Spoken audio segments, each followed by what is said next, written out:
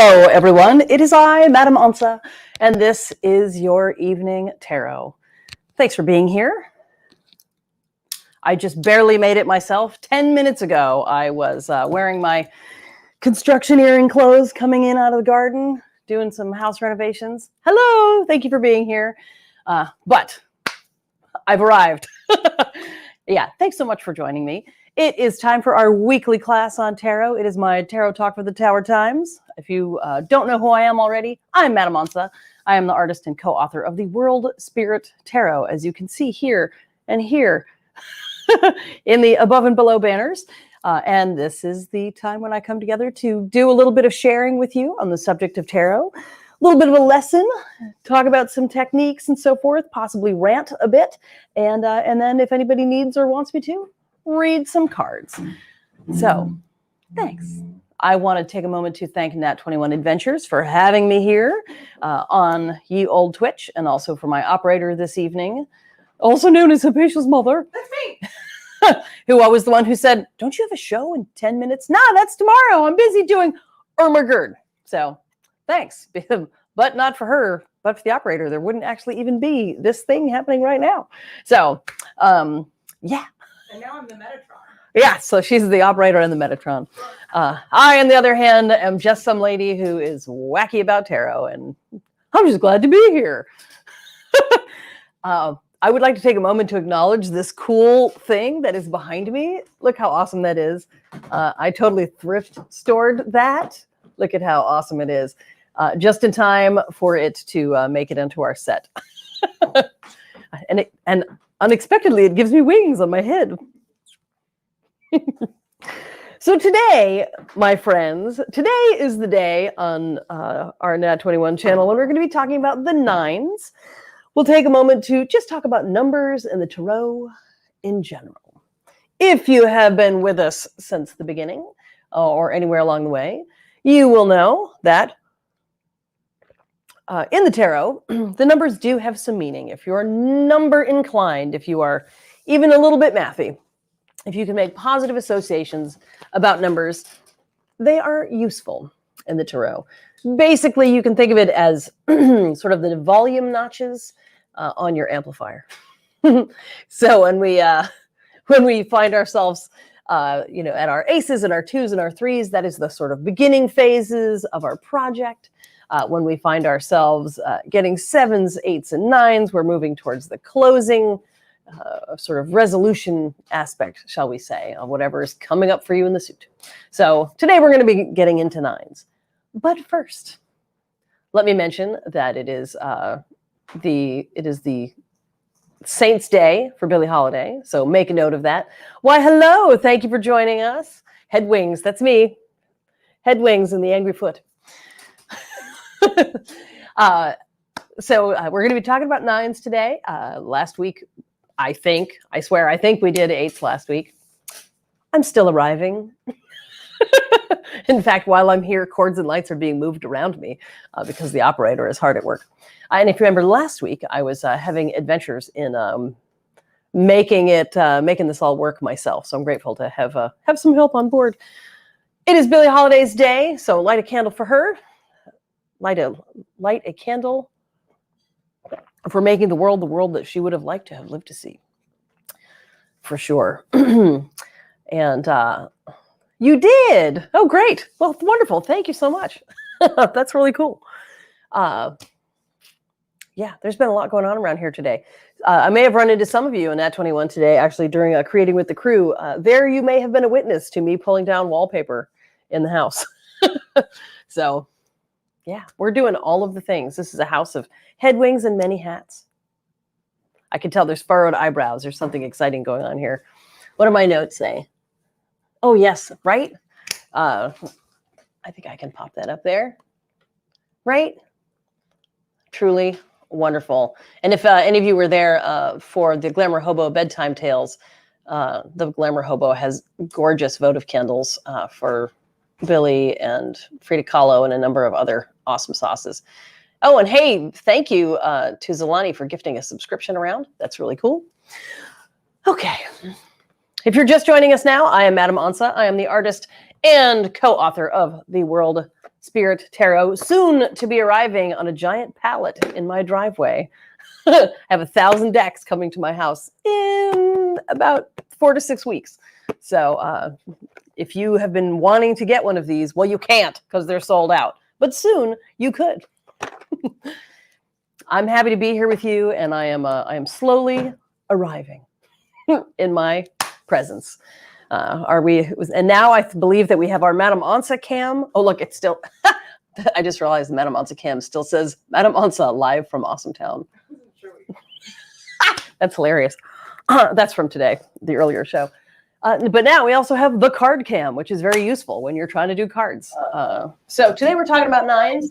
Nines in the tarot speak to essentially I would say the most complete manifestation of the aspects of the suit. If you're new to tarot stuff, basically there's 4 different suits. They all speak to different aspects of your life, not counting the major arcana, which we're going to get to in the fullness of time. We have got wands, which is about passion, ambition, drive, the element of fire, etc. Camera's a little fuzzy. I wonder what's going on there. Just pretend it's perfect. It's all good. So we've got wands, we've got cups, which is about emotions and water and connectivity. We have the pentacles, which are all the practical things in life. Time, resources, gold coins and hit points. And we have swords, which represent the element of air, intellect, and decision-making. So when it comes to the nines, we find each of these suits sort of represented we could almost say an extreme version of the suit. By the time we get to the tens, as you'll see next week, it's almost like it's overripe. So I like to think of the nines as sort of the fullest expression. We're going to start with our 9 of wands, which I'm going to hold up here. This is there it is. This is an iteration of the Pamela Coleman Smith deck. You can see here, this card is a person looking a wee bit stressed out in front of a palisade. I'll also show you my version of that card, which was just right here. All right, well, maybe I won't show you that right this second. Where did it go? Wacky. In this card, this 9, you can see that this is a card that looks like a person who perhaps has been through some things. I'm just going to check and see if the card's in here while I talk. It's a card about having accomplished a great deal. Again, wands, they're about passion, drive, and ambition. So maybe you have accomplished a great deal. Maybe you've checked everything off your bucket list. But this card, you can see, he's looking a little weird, shall we say. It's I always think of this card as having a sort of a soup son of PTSD. Thank you. Even my tongue's not working.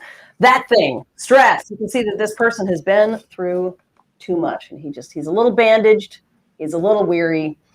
So this card comes up. It's not a negative card per se, but I'd like to think of it as sort of a warning card. It says, here it is. There's such a thing as too much. So you see the traditional version behind, and here's my version. Mine is very similar. Thank you. It's just made sense to me to add the element of fire because, I mean, come on, they're wands. Also, I like that my guy's wearing glasses. How about now? That's all right. Making it clearer for you. We're adjusting our focus, both in the camera and my brain.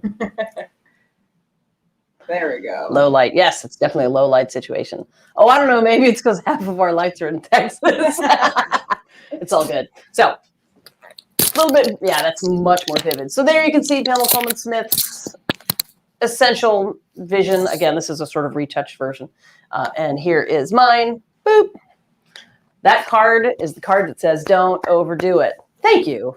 Thank you for liking the fire. I also do. Let's do the cups next. So here's my version of this card. You can see there's the bluebird of happiness perching on the edge of their cup. So again, cups are connectivity. They are water and emotions. You can see this person is looking very opulent, very satisfied. They have their open palm is outstretched as if to say, help yourself. I have plenty. So one of the old definitions of this card, part of the definition is a surfeit of riches. I love this notion that it's so abundantly happy. Here's the traditional version, very similar. This one looks a little floatier to me. I guess it's a little more, I bet perhaps it's because they're, the way their body posture is very squared off. Like they're saying, I have all this. I'm here to show it off. And I wanted to make it clear in mind that there's an aspect of sharing. Because this is very much about positive outcomes. It is about being in a position to be emotionally generous. As we saw long ago in that Two of Cups, when the two people are sort of reaching towards each other with their cups, there's that sense of tentativeness, like, how do we connect? Is it safe? Is it worthwhile? Is the vulnerability worth the risk? You know, that card is very tentative. This one is like, oh, I know, I've lived, I've learned, I'm experienced, I have plenty. Come on in. So there's that one. Now let's do, here's the Pentacles. Here's my version. Boop. Again, the meanings of these are, oh, I try to always stick to the traditional flavor, but add some different flair. So here we see a person daydreaming. The dream catcher there is to indicate that they're sort of dozing in their mind. They're clearly in a closed garden. Everything is very sort of a homey, protected. It's not an opulent setting, but it is a comfortable setting. The cat is asleep. The ocean's in the distance. Everything about this is intended to say, Nine of Pentacles, you enjoy abundance in the world of practical things. Whereas the other card was talking about an abundance of sort of emotional satiety. This card talks about having plenty. And so some definitions will say a well-earned repose. Here's the traditional version. Again, this is one of the cards that has been, many of Pamela Coleman Smith's original drawings have very traceable roots in her work with Shakespearean actors. And this one in particular, they have tracked this image and this costuming to a particular character in a particular play, which if I could remember what it was, I would tell you. And then Carmel would go, oh, I know what that is. Because she's the kind of gal that would know. I can say that the idea that this woman she has such abundance that her and her bird's hats match is a big hit around here. So I guess my hat matches my bird because now I've got wings for a head. So anyway, so you can see here, she has everything she could desire and she is at her peace. So again, all of these signs, up to now, all of these signs bring the best of their suit. And then we come to the swords because there's always an exception. Here we see, I'm trying to get it close enough with a very steady hand. We see a person reclining. There they are in their bed. It looks actually as if maybe they just sat up, total face palm. Yeah, I don't know. Winter's Tales. I'd have to get out the book and read. There's so much information about the history of the Rider-Waite deck that as much as I love tarot, some of it washes in, sticks to the back of my brain, and that part I keep and the other part pours out my ears. And I have to say, because I have so little context for all the Shakespeare stuff, most of it pours out my ears. Like something Falstaff, something, not Ellen DeGeneres. What's that other lady who was in all the old posters? You know, I'm a train wreck when it comes to that part. You know, the famous lady with long straight nose, and she was in all the Shakespeare things. Maggie Smith? No, back in the day, like 100 years ago. You know. Oh. Exactly, but if you saw it, you'd go, oh, of course it's that. Yes. You know, Emily, Sarah. Anyway, so here we see a person who is having a very bad evening indeed. So swords are, again, they are what we can accomplish with our mind. They are tact, they are intellect, they are decision-making, they are boundaries, they are communication. They are torturing ourselves with visions of possible terrible scenarios. So there's my version. Again, there's one sword is very, someone said there's a bit of an accent. Sorry about that. You can see one sword here is quite real. And behind our dreamer, there's a number of sort of the threat of shadowy swords. You can see here, this is the traditional version. This card comes up most often when in very practical terms. We are literally having sleepless nights, like when we are so fraught with anxiety. To let me know if the echo's still there. I think it's taken care of. This card comes up when we are so anxious that we're waking up at night or having a hard time falling asleep. The important thing to take away from this card in terms of empowerment, while it does describe legitimate concern, this isn't about being crazy and wound up. This is about being legitimately concerned. But we do tend to torment ourselves. Thank you. Sometimes I describe this card as, it's like, if you're a parent, you have a teenager, you know your teenager is out driving in a car. You also know that your teenager isn't nearly mature enough to drive a car. And yet, how do we learn to drive cars? By driving. So this card comes up when we are like, the source of your concern is real. You know, that there's that one true sword that speaks to a real concern, you know, or whether those you love are in harm's way, you know, whether that thing that you said, whether somebody took it the wrong way, like there's a legitimate cause for concern, but the rest of it tends to be a sort of an empire of guilt and stress that we impose upon ourselves, shall we say. Also of note in this card, you can see it has this, where's the boop? It has this very sort of ornate coverlet. It's kind of hard to see here, but it's a very neat, boop, it goes this way. Ooh, the lag, there we go. It's a little hard to tell, but this is covered in astrological symbols, but it's very systematic. So I wanted to make something that was a little bit more like my own life, also covered in astrological symbols, but a bit more whimsical. If I had a few concrete wishes for my forever home, I would love to have that quilt. Like that's always been a goal of mine, to have that sort of blue, purple, aqua, that quilt with all of those things. So magical to sleep underneath. So cool. Also, if you remember the Four of Swords, which is the figure lying underneath the stained glass windows with the swords. Someday I would like to actually have a window that is that window with the three swords in it. It would be so cool. Partly that is because I think that block printing, which by its very definition is a series of areas delineated by black lines, would lend itself so well to both quilting, which is made of pieces that are pieced together, and also of stained glass, which has soldered bounds all around it.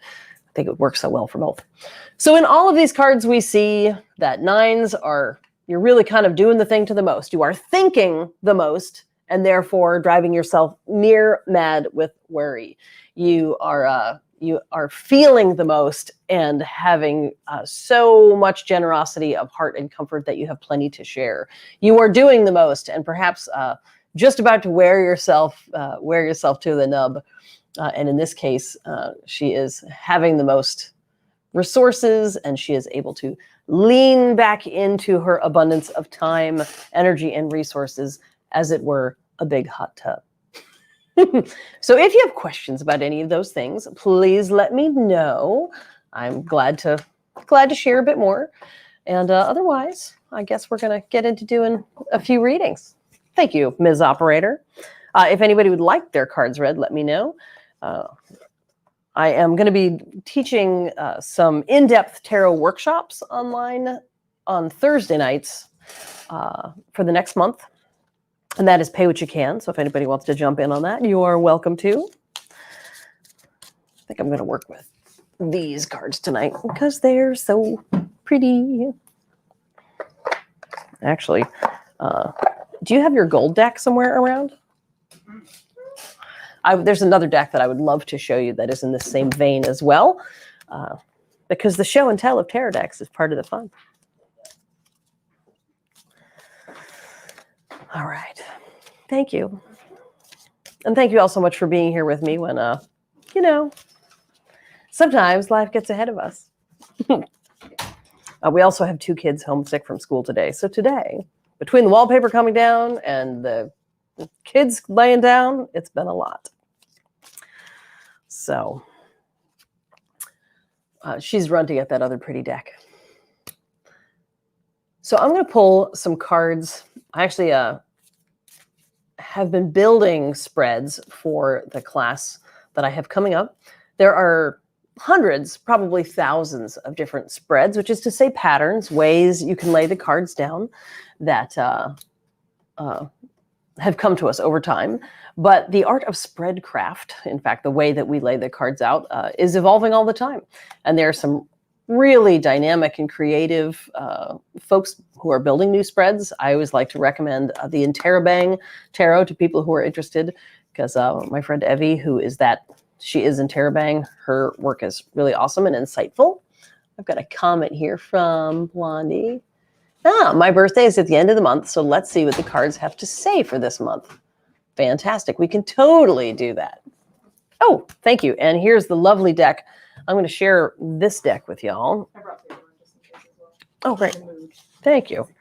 So this is another deck we have here in the house. It is called the Golden Art Nouveau Tarot. And at this point, perhaps if you've been with me a bit, you are beginning to get a sense of the traditional imagery. So I'll just hold a few of these up, and I'll just hold them up to this cam right here. If you remember from a few weeks ago, we had our various images. Don't use that one because the gold foil will blast everything out. Okay. Boop. There you go. Here's our intrepid farmer. The sevens are evaluative. You can see him looking out at his crop. Pretty traditional rendering, but you can sort of see when I turn it sideways. It's the Golden Nouveau because it is heavily laden with foil. Kind of fantastic. What's another good example? I'll just show you a few cards from this before I read for Blondie. Let's see. Here's one that we just did. Here's their version of the Nine of Cups. Once again, you see traditional posture. Again, to me, it just looks a little bit like they're gloating. They don't look, I know they're supposed to look stable. That posture is supposed to say, I have everything under control. To me, it looks a little smug, like, look what I have you down.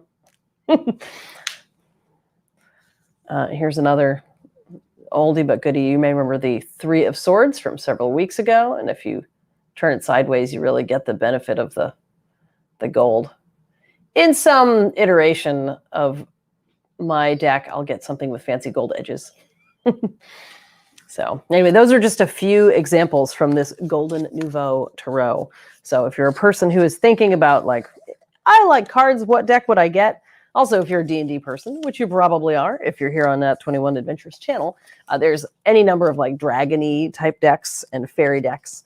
Beware that the Fairy Oracle, which is a different thing, is not actually a tarot deck. It is a different kind of oracle deck. Okay, Blondie, it is almost your birthday. It's your birthday. Let's see. So what did it say? My birthday is the end of this month. Let's see what the cards have to say for the rest of the month for you. Okay, friend. Take a big breath in, if you will.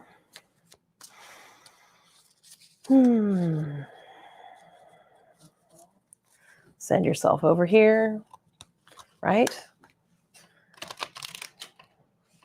All right. Just going to divide that 3 times. Good. And whoosh. Now, were we together, I would have you pull these cards. As it is, I will pull them for you. And again, this is the Radiant Wise Spirit Tarot, I believe is the kind of silly name for the nice deck that I'm using.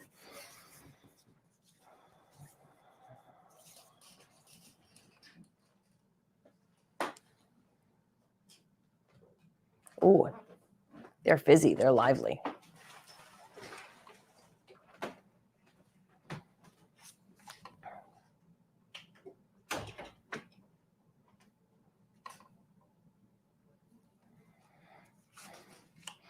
Cards for the month.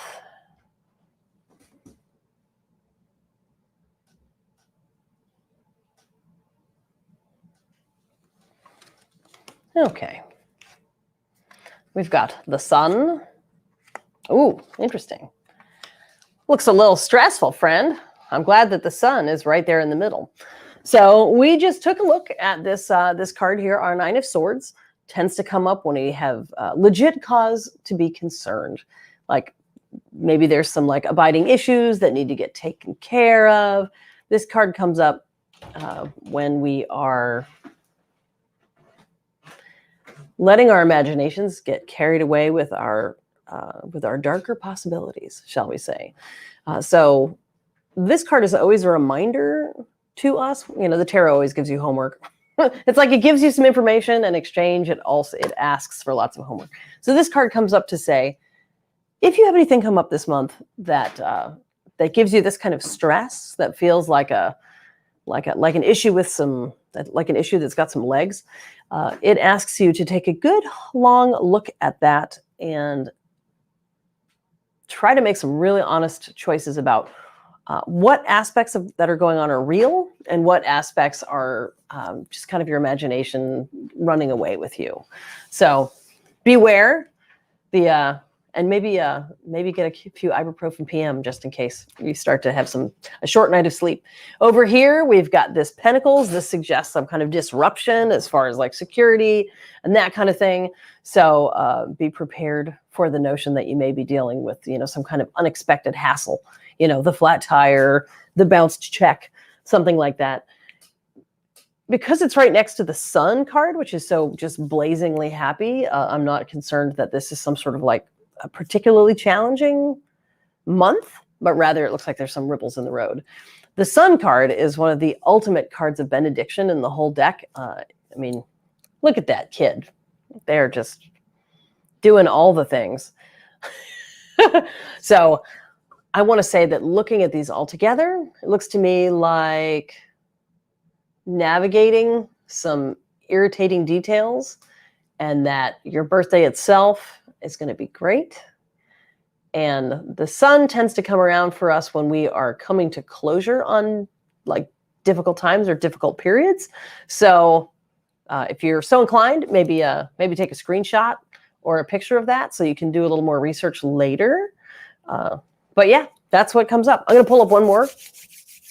Sometimes we just get the call for a bonus card. If you're just joining me right now, my name is Madame Onça, and I am the artist and co-author of the World Spirit Tarot. And this is my weekly live stream with Nat 21 Adventures, just doing a little tarot teaching and a little tarot reading. Give me one more.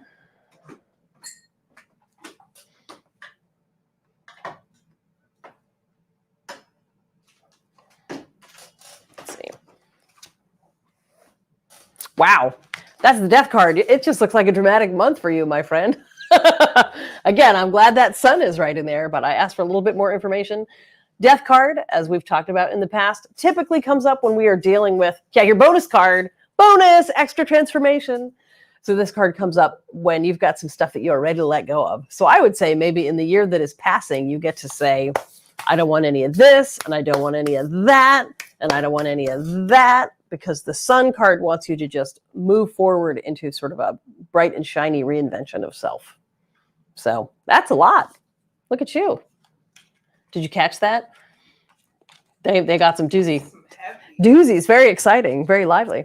Anybody else want to get your cards read? You just let me know. It's always interesting using different decks too, because of course they all have a slightly different voice. It's almost like, maybe you like jazz, and maybe you like blues, and maybe you like medieval music, and maybe you like metal. They all have a different voice to talk about things. You're a teacher. It's been tough. I have so much empathy for you. Like all the artwork in the different decks sort of gives a different voice to their way of expressing things. So part of what you're looking for if you buy a deck is to find the deck that sort of gives you the information either in the way that you can best perceive it, or some decks are good for different things.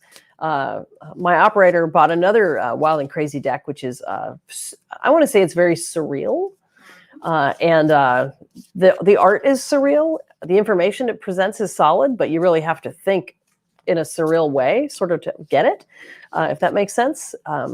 It's like listening to acid jazz. Like there's a lot of information there, but you have to be ready to receive it. Otherwise, it's a wall of noise, right? But there are millions of people in the world who can totally dial into that. Likewise, if you get like the Hello Kitty tarot or something, it's like it can still give you the same information. Like we just gave Blondie some, intense information about the month that she's dealing with.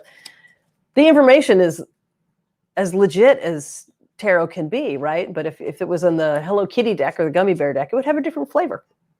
So to each their own.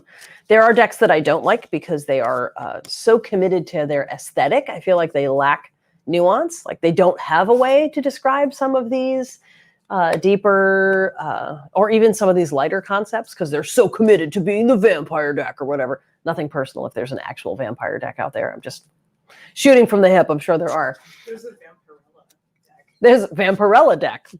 I know that there's a Frank Frazetta deck. So, which, again, like Frank Frazetta's art is amazing, but it definitely is putting forth a particular narrative about gender dynamics and sex and war. Like, do you want to get information about how to like run your preschool based on the art in Frank Frazetta? I don't know. Do you? I'm very interested to know. All right. I'm going to lay out some more cards here.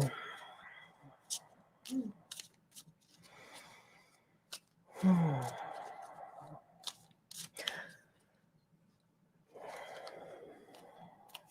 going to actually switch over to the other deck for this one. I like these ones because they're narrow. My cards are big and they don't fit easily into a tight space.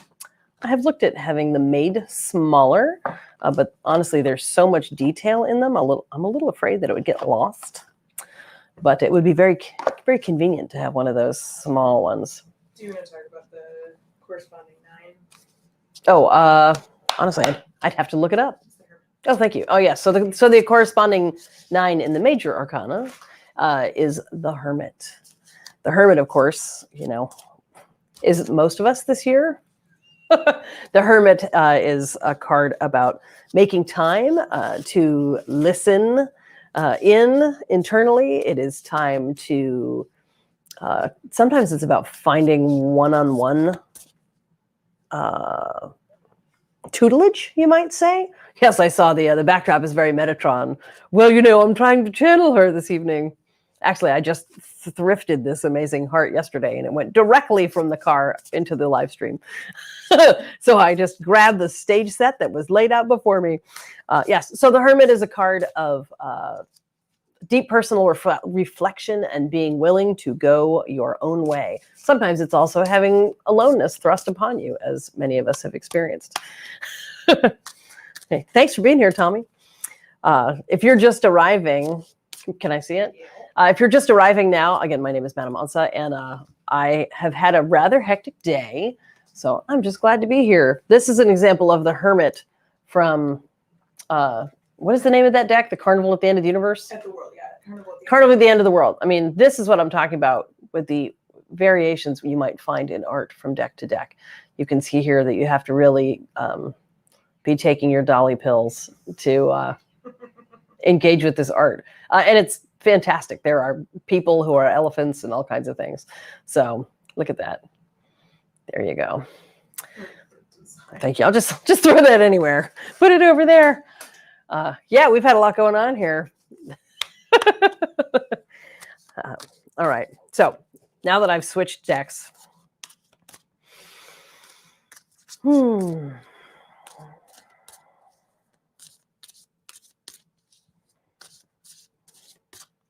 trying to think about how to, you like that one? I know, that's a good deck. She likes the weird stuff. You gotta shuffle it weird. Yeah, she said you got to shuffle it weird. You can't shuffle it the normal way. She sort of has to like zhuzh it around. All right. Let's see what we've got here. Yee. So I'm going to pull some cards. I'm going to do some positional pulling, which I don't normally do. What that means is that in my personal practice, when I'm reading for myself, or at like a corporate gig or something like that, where you're either moving for speed or general tone, and if you're reading cards for yourself at home, I do recommend this way of going about it, but it may take us some time to build up facility. What I call the dinner table style reading, which is where you just ask your question and pull a handful of cards, and they're all speaking to the same question. As you may have noticed, that's how I just read for Blondie. Like, these cards are all speaking to the, like, what school, what's life looking like the rest of this month. Positional reading, however, is when you say, the card that goes here represents the past, the card that goes here represents the future, this is the present, or whatever. Positional reading is when you set an intention, and that informs how you lay your cards down. I do actually use this for myself when I'm picking through specific and deliberate issues, or if I'm working with a client. For example, if somebody wants to know, I don't know, it can be, oh, I want to buy a house and I've got these 3 options. Here's what things look and feel like with option 1, 2, and 3. That would be a positional reading, but you have to say, well, this is the yellow house, this is the stucco house, this is the chicken house, whatever. That's a form of positional reading. Another form of positional reading is to pick one issue, and I'm actually going to talk about this in my workshop tomorrow, where you pick one question and kind of come at it from different pieces, as if the question, what you're perceiving as the sort of root of the question, is like a ball of tangled yarn. And each of the cards that you're laying down, you're attempting to grab sort of a different piece of it and to tease it out. And in theory, if you asked enough questions, enough specific questions about your general field of inquiry, you could tease out all of the details. Now, that would actually involve an infinite number of pulls, more than you're probably going to do. But it's useful to come at a question with that notion of sort of opening it up in layers, if that makes sense. I'm still developing the language to explain that. Perhaps some other writer or thinker has had more time to dig into that notion than me. But that's how I experience it. I keep doing this with my hands because I feel like I'm making a 3-dimensional model of the question at hand. So I'm not going to do a real reading for it in the moment, but I'm going to do an example reading in that vein to sort of explain what I mean. So I don't know what would be a good sort of random question. Let's say, for example, it was, how is so-and-so's business going to unfold over this year? Like, that's the general question. But that's huge. How's your business going to unfold? Like, relative to what unit of measurement? Are we talking about money? Are we talking about, Instagram likes? Like, are we talking about the experience that you have as the person, doing it, and so forth? So, how's it going to go is huge. And when you lay the cards out, you're diving into specifics. So, and I find it extremely useful when you're doing this kind of detailed work to write it down. Because even formulating these questions right now, if I was writing this down into one of my sort of tarot tracking journals or guidebooks, then it's useful to be able to go back and refer to it. And if you've got, 4 different questions on the table and suddenly you have 12 cards, you'd be going, wait, which one was for the Instagram likes? Because unless they're very dramatic, sort of threatening cards, then the information might come in, tell you something, but when it comes time to recall the specifics, not so much. So how are things going to unfold with so-and-so's business this year? Positionally speaking, you might parse that out and go, materially speaking, what do the profits, the actual profit-making aspect materially look like for, business X? So you might go, all right, well, there's the profitability factor for this year. What pitfalls might I be looking to avoid as a person new to managing and having employees, for example? See, that's a specific part of that larger question. So here you are pulling for the whole sort of management aspect, what pitfalls to avoid. And then you could lay 5 cards down. You could lay 7 cards down. For our purposes, we're doing 3 because this table and camera are only but so big. But let me see. And so we'll do one more. So that was profits, pitfalls, and I don't know, what would be another thing? How will it do this year? Unexpected windfalls? Sure. So that's a great way to go. So Carmel is suggesting something by way of like what unexpected windfalls or blessings might come the way of this hypothetical new business. And then you're pulling another card. So that way, when you lay them down, again, it's useful to jot down what they are, or be working with somebody else who can sort of help you reality check. Because it may be, if you ask questions that are super nuanced and particular, and perhaps a lot of them, if you don't like the answers, it's easier to forget what they were about. So it's useful to go, oh, I'm sorry, which one was this? I would like this to be this is the pitfall card, right? No, that was the pitfall card. So in this case, we'd be like, oh, okay, this is my profitability. Ooh, 10 of wands. Okay, that's interesting. Here's my pitfalls to avoid. Okay, and then unexpected windfalls. And so they go up this way and this way, trying to make sure they're centered on the camera. It's very funny because my hands, like I can see my hands moving, but the hands that move, like I took my hands away already. It's like living in the Twilight Zone. So hypothetically, if this was the way that you're pulling your cards and you'd be going, okay, well, 10 of wands, that's a card about accomplishing a lot, but getting burnt out and starting to drop the ball. So this card was like, well, what's your profitability look like for the year in the hypothetical business question?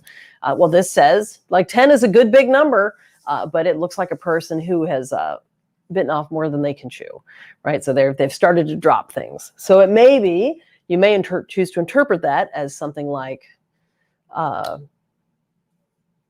you'll be busier than you are prepared.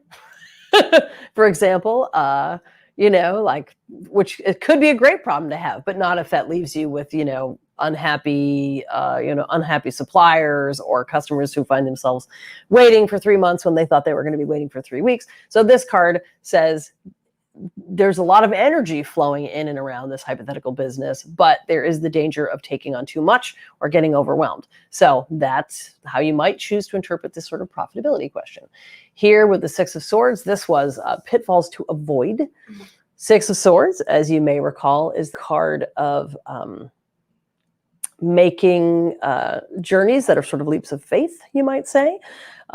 It's a great card, but in the context of pitfalls for business, especially as far as like learning to manage employees and working with other people, this might be interpreted as the Six of Swords is specifically about going where you don't know what you're doing. Like you literally don't know what the other shore is. You know it's time to move, to travel, to change. You've got big and bright ideas, but there's a lot of uncertainty. So the pitfall described here might be something like, it is hard to get people inspired and motivated and give them adequate guidance when you're not sure where you're going. So maybe that might mean, either it's not a great time to have a lot of employees and you really need to focus on getting your business sort of where it needs to go and grounded before getting other people involved. Or you may find yourself with some really smart, excitable people on board, literally on board. But they are going to need maximum guidance from you because they're in it to win it, but they're not capable of, they can't know where you want the business to go. That's another way you might choose to interpret it. So you have to get into the meaning of the question that you ask and the meaning of the many meanings that the cards offer. Because any tarot card is like the 20-sided die. Like you can keep rolling it around, and there's more. You have to decide which aspects of it are most relevant. And sometimes if a card has 20 different layers of meaning, 3 of those might apply to your situation. The nuance that you develop as a person who works the cards is sort of figuring out what is relevant to your role. And that third one was about windfalls and so forth. Well, we have the Eight of Cups. The Eight of Cups is a card that typically comes up when we know that we can sense that something is missing in order for us to feel a sense of emotional completeness, right? Or a 21-sided die, right? What I really need is 20-sided dice that you then open it up. There's a hinge and the inside is just one big contiguous surface, because then it could actually be a 21-sided die, right? Boop, flip it open, right? So smart, because that's a circle. That surface is the only way you're going to add that extra one interior. Oh, we'll have to tell some guy from Tennessee. He can probably build it in one of his machines. So the Eight of Cups being a card about having a very clear sense about what what is missing and knowing how to go for it, that tells me that any kind of windfalls, or unexpected profitability or anything that might be a boon to your business, they're not going to fall on you utterly unexpectedly. It will be because you can sense that there's something that needs to be done in order for you to accomplish it. So hopefully, although this is an entirely rhetorical example, this is very useful for me because I'm going to be working out some notes for this for the class that I'm going to be teaching that's coming up. I have to find a way to describe this sort of teasel model. But hopefully that gives you a sense of how you can formulate a general question and then pick it out into very specific parts. I want to emphasize writing stuff down is super important. I just had an exercise the other day of going back to last June to a whole series of readings that I did. Sometimes it's in retrospectively, you could go, oh yeah, that's totally what happened. That's what happened. This part hasn't unfolded yet. Or oh, now that I've lived through this, I see that really differently. It's really useful to try to be, at least in this area of your life, impeccable in your record keeping so that you can learn from yourself, because future you will be amazed how smart past you was, but only if you left records for yourself to compare to. What did you say, Reverend Tommy? Let me see that again. But if the 20-sided die with the surface inside, if it opens, then it would be two sides. Well, all right. So then the alternative is you have to have a tiny door in through the one. You dive inside, and then you can look around inside. It could be made out of silicone and you flip it inside out. Oh, yes. So there's still an interior. Well, thank you so much for joining us. We have somebody who came to visit for today. Bye. We're just about done. We usually do about an hour, and and usually I'm a little more organized in my brain. I have to say, it's coming around, but I've had a big day. And so, Reverend Tommy, about your comment about the die, Carmel actually suggested if it was actually gooey silicone type thing, and you could turn it inside out, then you would have a contiguous single surface on the outside. So it would now have 20 surfaces interior and then one all around the outside. So there you go. We've solved it. There you go. Infinite energy. Hello. Welcome. My name is Madame Onça, and I do a tarot talk for the Tower Times every week on the channel of Net 21 Adventures. And so we were just talking about tarot cards this week. I was sharing about what the nines generally mean in tarot, and in a general sense. And then usually I rant a little bit about something because I'm a person of many words and strong feelings. I also like to share some of the many tarot decks that we have stored up here in our Temple of Awesome Sauce, and then do some readings for some folks. Today, I was actually using this opportunity to teach you how you might build a tarot spread that works for you.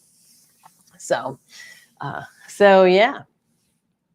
Oh, no, I know just the person to raid. Oh, fantastic. So for anybody who is willing, we're actually coming to the end of our hour. So if you're willing to jump on there and Reverend Tommy is going to lead a raid over to someone else, because Nat 21, we like to be supportive of other people's channels. If anybody else needs anything from me tonight or has any questions, please let me know. I'm really appreciative to you for showing up. Oh, yeah. Well, welcome. Yes, tarot is something I know a lot about.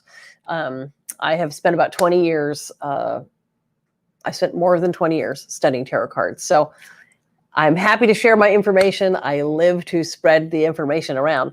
But it sounds to me like we are about to wrap it up for tonight, because there is a secret mission to go raid one of our other friends who is currently doing things as well. Yes, you can totally ask a question. If everybody else needs to go, that's totally fine. I'm happy to answer this person's question, and then I will sign off for the night. So if you would like me to read cards for you, Unity, let me know. You can tell me what it's about or not. If the major arcana are a symbol for life's journey, which card do I identify with the most right now? Oh, that's a great question. Like this very second, what is the sweatiest, schmutziest card in the deck, having just come out of doing a lot of construction? The card that I need to lean into the most right now is Temperance. Because there's so much going on. here with kids and work and all of the things, it would be very easy to slide into too much, not enough sleep, too much coffee, etc. And I am trying to steer this ship towards temperance. And I don't just mean in the don't drink all your meat at once sense, but also in the sense of the temperance card asks us to find a livable compromise. Like, what can you do in a situation that allows you to be true to yourself and still function within the parameters that are dictated by a situation? So if that's taking down wallpaper on an 84-degree day with 2 sick kids in the house, what does that look like in terms of what you can actually accomplish and not burn yourself out? Or what does that look like in terms of making choices in every moment about how far you're going to go with scraping that plaster versus just rubbing some toothpaste into it and moving on? So I'm going to say the temperance card is a great role model for me right now, because on the other side of the temperance card is the devil card, which is the card of just way too much of everything. And that is, while the devil card can be a really good time, it comes with a really big hangover. And with all of the other things we have going on right now, there's no time for that. So I hope that that's a good answer for you. Yeah. I think that is me signing off, because we're just about at the end and I know people are ready to go over and raid May. Please come back next week. I will have my wits about me and we will be doing the tens. It's tarot all the time.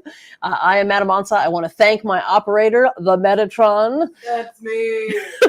And also Nat21 for having me here. And again, thanks everybody for hanging with me today on kind of a big day. I hope that you do well, feel well, stay safe, and we'll come back and join me next week. Bye.